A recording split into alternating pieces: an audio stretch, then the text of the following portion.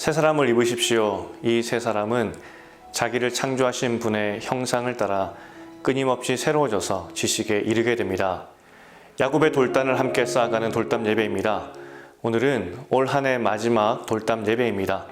한 해 동안 삶 속에서 하나님을 기억하며 기도하신 여러분에게 하나님의 큰 은혜가 가득하였으리라 믿습니다.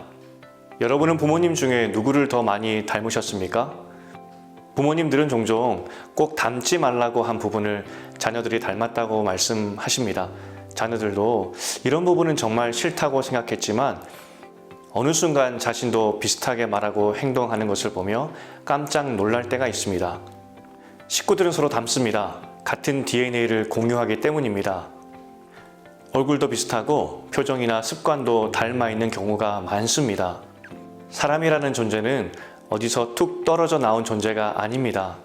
하나님께서 하나님의 형상을 따라 지으신 존재입니다. 그리고 그 하나님의 형상 안에는 하나님의 성품도 함께 담겨 있습니다. 거슬러 올라가면 우리는 부모님을 닮은 것이 아니라 먼저 하나님을 닮은 존재입니다. 그래서 우리도 하나님처럼 사랑할 수 있고 자비를 베풀 수 있고 인내할 수 있고 진실할 수 있는 아름다운 성품들을 가지고 있는 것입니다. 가족 중에도 부모님의 어떤 모습은 더 닮고 어떤 모습은 덜 닮기도 합니다.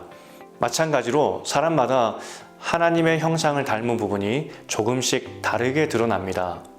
어떤 분은 특별히 사랑이 넘치고 또 어떤 분은 정의감이 강해 불의를 보면 참지 못하기도 합니다. 하지만 동시에 하나님을 온전히 닮지 못하는 부족함도 있습니다.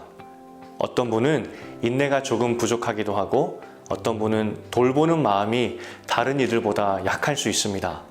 그래서 성경은 반복해서 우리에게 말씀합니다. 하나님을 닮아가라. 하나님의 형상을 따라 우리의 연약한 성품을 성령 안에서 자라가게 하라고 권하십니다. 사람은 사랑하면 그 사람을 닮고 싶어 합니다. 그 사람의 좋은 모습이 계속 떠오르고 나도 그렇게 되고 싶다는 마음이 생깁니다.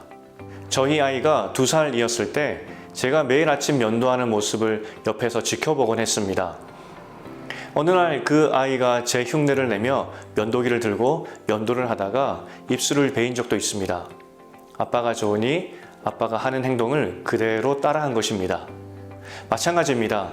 우리가 더 성숙하고 아름다운 성품을 가지기 위해서는 하나님을 사랑하는 마음으로 하나님께서 하신 일들을 기억하고 그 길을 따라가면 되는 것입니다. 예수님께서 제자들의 발을 씻겨 주셨을 때 제자들은 몸둘 바를 몰라 하며 큰 감동을 받았습니다.